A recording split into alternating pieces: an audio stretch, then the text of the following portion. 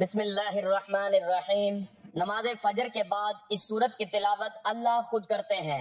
یہ سورت غریبوں کو امیر، بیماروں کو صحت مند اور حاجت مندوں کی حاجت کو پورا کرتی ہے، ہر ایک پریشانی کو ختم کرتی ہے۔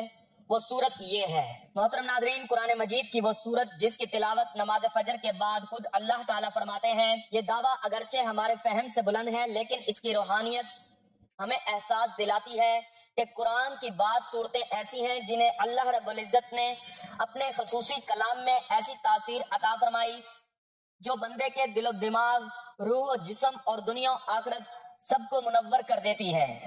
انہی میں سے ایک صورت ایسی ہے کہ جسے نماز کے بعد اللہ تعالیٰ خود پڑھتے ہیں۔ یہ صورت غریبوں کو امیر، بیماروں کو صحت مند اور حاجت مندوں کی ہر حاجت کو پورا کر دیتی ہے، ہر ایک پریشانی کو ختم کر دیتی ہے، ہر ایک پریشانی ختم ہوتی ہے۔ یہ صورت اپنی تاثیر روانی اور معنوی حسن میں ایسی بے مثال ہے کہ اس کے بارے میں کہا جاتا ہے، اگر کوئی بیمار اس صورت کو دل سے سنے تو شفا پا لیتا ہے، اگر کوئی پریشان دل سے پڑھے تو سکون پا لیتا ہے، اگر کوئی فقیر خلوص سے تلاوت کرے تو مالدار ہو جاتا ہے، اور اگر کوئی گناہگار سچے دل سے اس کے مفہوم پر غور کرے تو اللہ کے قریب ہو جاتا ہے۔ نماز فجر کے بعد اس کو پڑھنا اس لیے بھی خاص مانا گیا ہے کیونکہ اس وقت رب تعالیٰ اپنی رحمت کے دروازے پوری وسعت سے کھول دیتا ہے۔ ایک طرف یہ سورت مبارک ہمیں اللہ تعالیٰ کی رحمت حاصل کرنے کا حوصلہ دیتی ہے، تو دوسری طرف یہ سورت مبارکہ ہمیں یہ سکھاتی ہے کہ اللہ کی رحمت ہر چیز پر غالب ہے۔ یہ سورت مبارکہ اللہ تعالیٰ کی محبت کا ترانہ ہے۔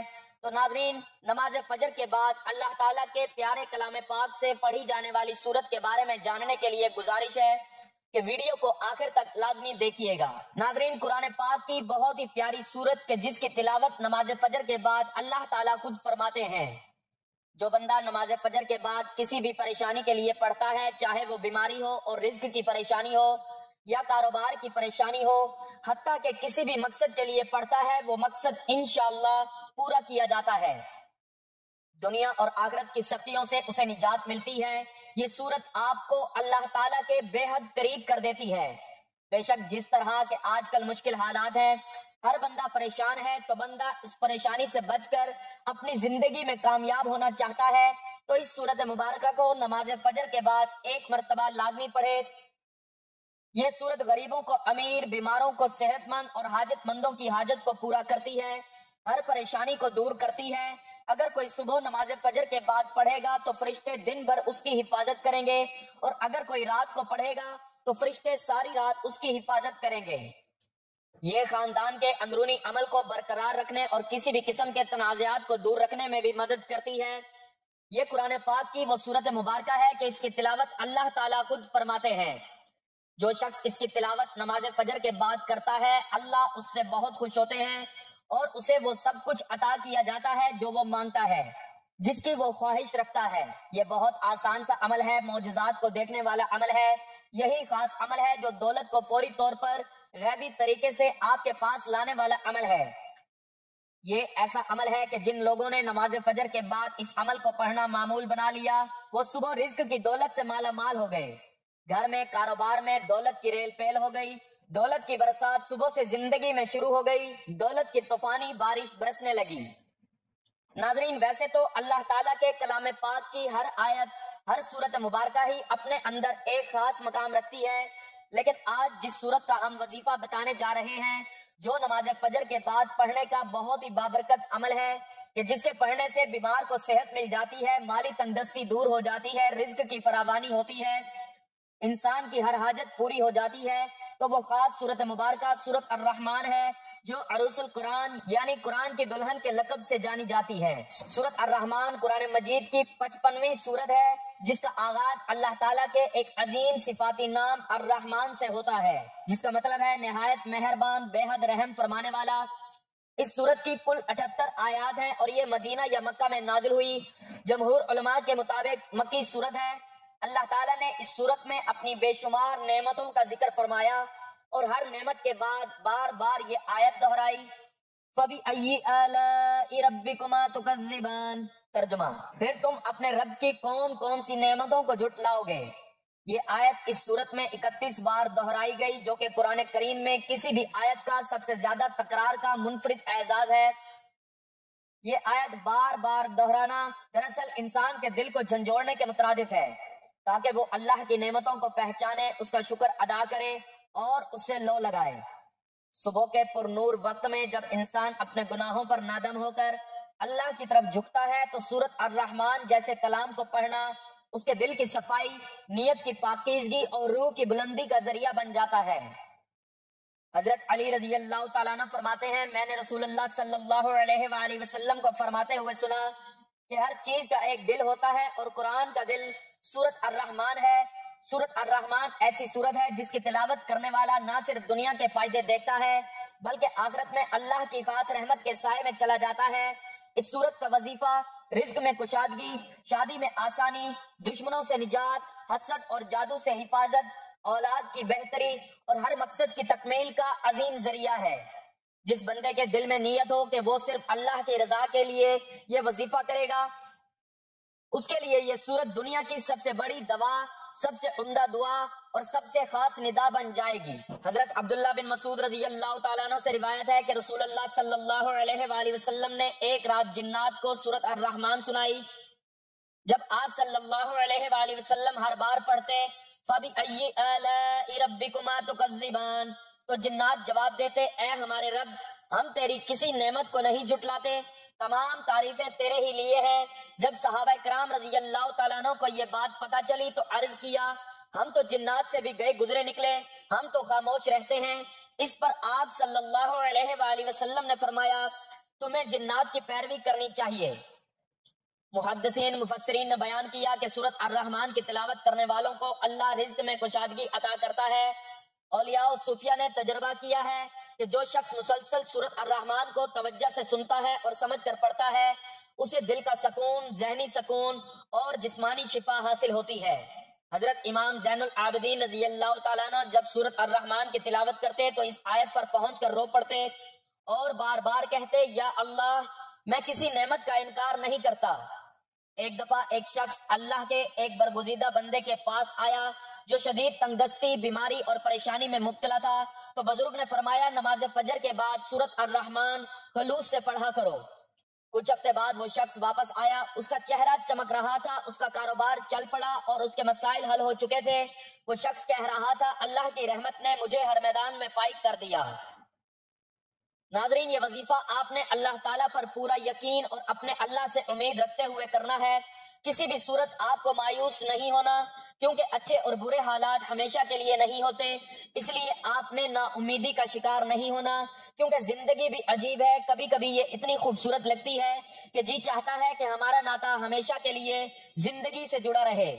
کبھی یہ ناطہ نہ ٹوٹے اور کبھی جب زندگی ہماری امید اور توقعات پوری کرنے میں ناکام رہتی ہے تو دل کرتا ہے کہ یہ زندگی جلد ختم ہو جائے۔ مگر یہ حقیقت ہے کہ دکھ اور درد میں وقت طویل سے طویل تر ہوتا جاتا ہے۔ اسی طویل سفر سے انسان ہار کر مایوسی کا شکار ہو جاتا ہے۔ انسان خود بھی سمجھ نہیں پاتا کہ آخر اس ساری صورتحال سے کیسے نمٹا جائے۔ ناظرین، انسان کی فطرت ایسی ہے کہ اسے زندگی میں سب کچھ اپنے مطابق چاہیے۔ سب اس کی مرضی اور منشا کے مطابق نہیں ہوتا تو وہ نا امید اور مایوس ہو جاتا ہے، ساتھ ہی اسے احساس ستاتا ہے کہ اب مزید نہیں جینا۔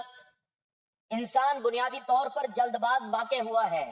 اسے اگر کچھ حاصل کرنا ہو تو اس کے لیے تگ و دو کرتا ہے، دعائیں مانگتا ہے، محنت کرتا ہے، مگر جب اس کی منشا کے مطابق اس کو پھل نہیں ملتا تو وہ تھک جاتا ہے اور اسی تھکن میں وہ مایوسی کے اندھیروں میں اپنا وجود، اپنی امید اور اپنا یقین کھو بیٹھتا ہے۔ اسے زندگی بے رنگ لگنا شروع ہو جاتی ہے۔ دوسرے الفاظ میں اس کی زندگی میں دلچسپی ختم ہو جاتی ہے۔ مگر یاد رکھیں کہ کچھ بھی ہمیشہ کے لیے نہیں ہوتا۔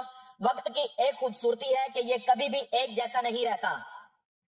مشکل ہو تو آسانی بھی مل جاتی ہے۔ حالات چاہے جتنے بھی کٹھن ہوں، مشکلات کے بادل جتنے بھی کالے کیوں نہ ہوں، آسانی کی صبح کا سورج ضرور طلوع ہوتا ہے۔ نہ دکھ سدا رہتا ہے، نہ سکھ۔ ایسے ہی ناکامی اور کامیابی بھی ہمیشہ کے لیے نہیں ہے۔ اس لیے سب سے اہم بات یہ ہے کہ انسان کو کبھی بھی مایوس نہیں ہونا چاہیے، بلکہ مشکلات کے آنے پر مایوسی کے اندھیروں میں امید اور یقین کا چراغ جلاتے رہنا چاہیے، کیونکہ اگر انسان مایوسی کے اندھیرے میں امید کا چراغ جلاتا ہے تو اس کی روشنی انسان کے وجود کو منور کر دیتی ہے۔ ناظرین، آج کی اس ویڈیو کے اندر میں آپ کو کچھ غلطیاں بتانے لگا ہوں، کچھ وجوہات بتانے لگا ہوں جو آپ کے گھروں میں ہوتی ہیں، آپ کو پتہ بھی نہیں چلتا۔ ان غلطیوں کی وجہ سے آپ کے گھر کے اندر پریشانیاں ہی پریشانیاں آ جاتی ہیں، بیماریاں ہی بیماریاں آ جاتی ہیں، گھر کے اندر لڑائی جھگڑے عام ہو جاتے ہیں، رزق کی تنگی ہو جاتی ہے، بے برکتی ہو جاتی ہے، رزق کے دروازے ہمیشہ کے لیے بند ہو جاتے ہیں۔ اگر آپ وہ غلطی اپنے گھر میں کرتے ہیں، آج کے بعد ان غلطیوں کو کبھی مت کرنا، اور میں آپ کو 3 ایسے کام بتانے والا ہوں جو آپ نے اپنے گھر میں لازمی کر لینے ہیں۔ اب جو گھر کے اندر پریشانی ہے ہمیشہ کے لیے ختم ہو جائے گی، لڑائی جھگڑے ہمیشہ کے لیے ختم ہو جائیں گے، جو گھر کے اندر رزق کی کمی ہے، بیماری ہے، کسی بھی قسم کا کوئی بھی مسئلہ ہوگا انشاءاللہ تعالی فوراً حل ہو جائے گا۔ کچھ لوگ یقین نہیں رکھتے، وہ کہتے ہیں ہمیں تو کچھ نہیں ملے گا، وہ کہتے ہیں کہ ہماری تو کبھی قسمت نہیں بدلے گی، ہمارے تو کبھی دن نہیں بدلیں گے، ہم تو ایسے ہی غریب ہی رہیں گے۔ ناظرین، اب میں آپ کو وہ غلطیاں بتانے لگا ہوں جو آپ وظیفہ کرتے وقت ضرور کرتے ہوں گے۔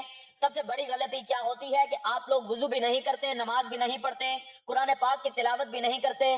میں آپ کو ہر ویڈیو کے اندر یہ بات کہتا ہوں کہ کوئی بھی عمل، کوئی بھی وظیفہ نماز کے بغیر نہیں ہوتا، نماز کے بغیر کچھ بھی نہیں ہوتا، کوئی بھی وظیفہ کام نہیں کرتا۔ ایک غلطی آپ کی یہ ہے کہ آپ لوگ نماز پڑھنے کے بغیر ہی وظیفہ کرنا شروع کر دیتے ہیں۔ دوسری غلطی یہ ہے کہ سب سے بڑی غلطی ہے کہ جب آپ وظیفہ کرنا شروع کرتے ہیں، جو آپ کے آس پاس ہوتا ہے اس کے ساتھ باتیں بھی کرتے رہتے ہیں، اس کو بتا بھی دیتے ہیں کہ میں یہ عمل کر رہا ہوں، اس کام کے لیے وظیفہ کر رہا ہوں، اس لیے آپ کا عمل مکمل نہیں ہوتا، آپ کا وظیفہ ٹوٹ جاتا ہے۔ آج کے بعد ان غلطیوں کو کبھی مت کرنا۔ وظیفہ کرنے کا صحیح طریقہ یہ ہوتا ہے کہ آپ نے اب وضو کیا، وضو کے بعد نماز پڑھ لی، جب آپ نماز پڑھ لیں اب اس جگہ پر جا کر بیٹھنا جہاں آپ کو لگتا ہے کہ ادھر میرے آس پاس کوئی نہیں آئے گا۔ جب آپ کے آس پاس کوئی نہیں آئے گا تو پھر آپ کی توجہ اپنے وظیفے کی طرف ہوگی۔ اب آپ نے وظیفہ شروع کرنا ہے، پھر وظیفہ ختم ہونے سے پہلے ہی اللہ تعالیٰ کا معجزہ دیکھ لینا، آپ کی خالی جھولی اسی وقت بھر جائے گی جب آپ بند کمرے میں جائے نماز کے اوپر بیٹھ گئے۔ 3 مرتبہ درود شریف پڑھنا ہے۔ اب میں آپ کو وظیفہ بتانے لگا ہوں، کوشش کرنی ہے کہ آج اس وظیفے کو اپنے پاس لکھ کر ضرور رکھ لیں۔ آپ نے سب سے پہلے 3 مرتبہ درود شریف پڑھنا ہے۔ درود شریف تو ویسے بھی کثرت کے ساتھ پڑھتے رہا کریں، چلتے پھرتے اٹھتے بیٹھتے، دکان پر بیٹھے ہیں، چاہے اپنے گھر میں بیٹھے ہیں، کہیں سے آ رہے ہیں، کہیں پر جا رہے ہیں، درود شریف تو کثرت کے ساتھ پڑھتے رہا کریں، اس سے آپ کو بہت بڑا فائدہ ہوگا۔ درود پاک کا ایک بہت بڑا فائدہ ہے کہ اس کی برکت سے بندوں کو اللہ تبارک و تعالی اور اس کے پیارے محبوب حضور نبی کریم صلی اللہ علیہ وآلہ وسلم کا قرب حاصل ہوتا ہے۔ ترمذی شریف میں حضرت ابن مسعود رضی اللہ تعالیٰ عنہ سے روایت ہے کہ رسول اللہ صلی اللہ علیہ وآلہ وسلم نے فرمایا، یعنی قیامت کے روز مجھ سے سب سے زیادہ قریب یا میری شفاعت کا سب سے زیادہ حقدار وہ ہوگا جس نے مجھ پر سب سے زیادہ درود شریف پڑھا ہوگا۔ ابو داؤد شریف میں حضرت ابو ہریرہ رضی اللہ تعالیٰ عنہ سے روایت ہے کہ رسول اللہ صلی اللہ علیہ وآلہ وسلم نے فرمایا، یعنی جو بھی مجھے سلامی بھیجتا ہے تو اللہ تعالیٰ میری روح کو اس کی طرف متوجہ فرما دیتا ہے حتیٰ کہ میں اس کا جواب دیتا ہوں۔ ترمذی شریف میں حضرت ابی بن کعب رضی اللہ تعالیٰ عنہ سے روایت فرماتے ہیں، میں نے عرض کیا یا رسول اللہ صلی اللہ علیہ وآلہ وسلم، میں آپ پر بہت زیادہ درود شریف پڑھتا ہوں تو کتنا درود شریف مقرر کر دوں؟ فرمایا جتنا چاہو۔ میں نے کہا جتنا چاہوں، لیکن اگر درود شریف بڑھا دو تو تمہارے لیے بہتر ہے۔ میں نے کہا آدھا۔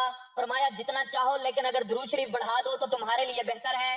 میں نے عرض کیا 2/3۔ فرمایا جتنا چاہو لیکن اگر درود شریف بڑھا دو تمہارے لیے بہتر ہے۔ میں نے عرض کیا میں سارا درود شریف ہی پڑھوں گا۔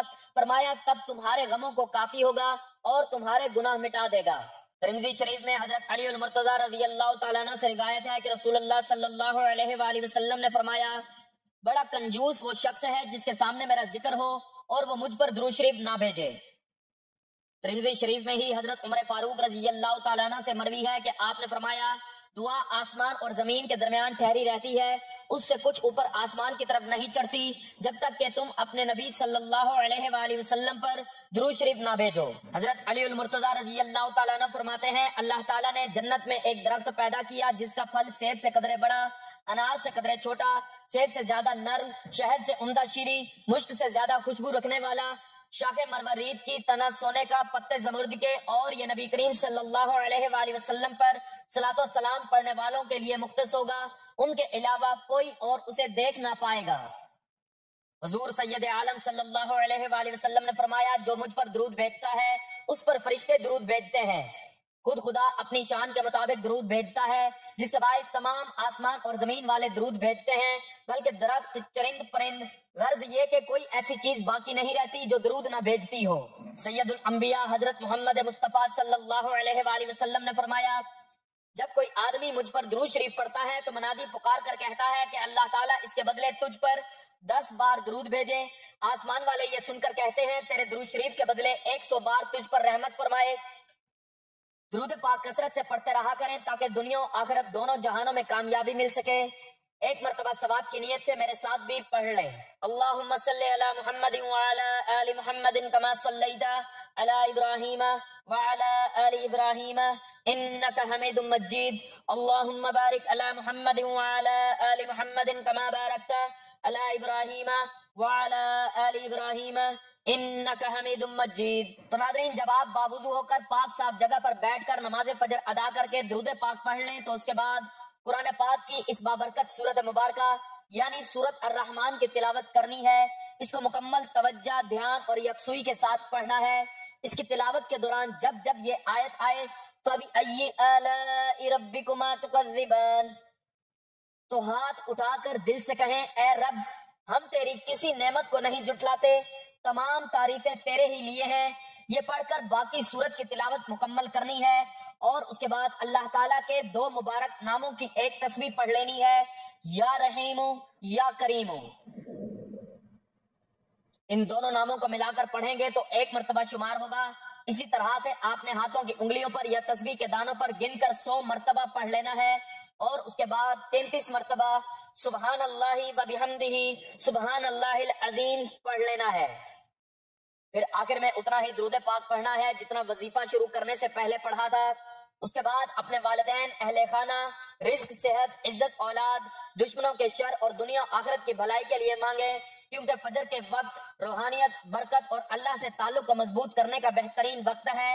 نماز فجر کے بعد سورت الرحمن کا وظیفہ انسان کو ان گنت نعمتوں، حاجتوں اور اللہ کی خاص رحمتوں کا وارث بنا دیتا ہے۔ یہ سورت صرف ایک تلاوت نہیں بلکہ ایک روحانی معاہدہ ہے بندے اور اللہ کے درمیان، جو اس کو دنیا و آخرت کی کامیابی عطا کرتا ہے۔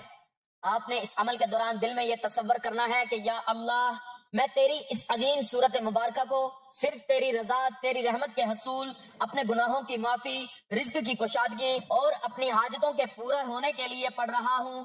یا رحمان، یا رحیم، یا اللہ، ہم نے تیری رحمت والی سورت پڑھی، ہم تیرے عاجز بندے ہیں۔ یا اللہ، ہمارے گناہوں کو معاف فرما، رزق میں برکت دے، ہماری حاجتوں کو پورا فرما، ہمارے گھروں میں سکون، ہمارے دلوں میں تیرا عشق اور ہمارے جسموں کو شفا عطا فرما۔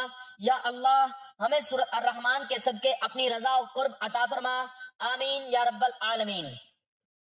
دعا ہے کہ اللہ تعالیٰ نیکی کی بات کو سننے، سمجھنے اور اس پر عمل کرنے کی توفیق عطا فرمائے۔ میرا سنانا اور آپ کا سننا اپنی بارگاہ میں قبول و منظور فرمائے، آمین۔ ناظرین، گزارش ہے کہ اللہ تعالیٰ کے 99 ناموں میں سے کوئی ایک نام کمنٹ میں لکھ کر ضرور شیئر کریں۔ اللہ تعالیٰ ہم سب کا حامی و ناصر ہو، آمین۔ جزاک اللہ۔